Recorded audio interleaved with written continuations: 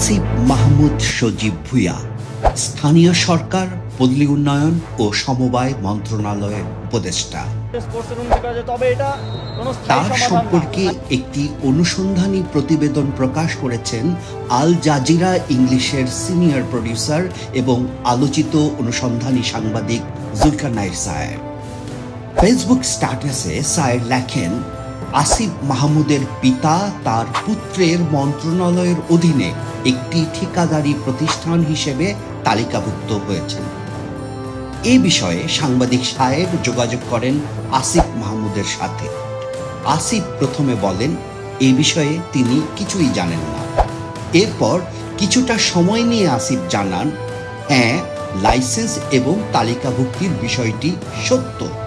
আসিফ আরও বলেন এটা তার জ্ঞাতসারে হয়নি। সায়েরকে আসিফ আরও জানান, স্থানীয় একজন ঠিকাদার তার পিতাকে এই লাইসেন্স করতে পরিচিত করেছেন। আসিফ এও দাবি করেন এই লাইসেন্স ব্যবহার করে কোনো কাজ করা হয়নি।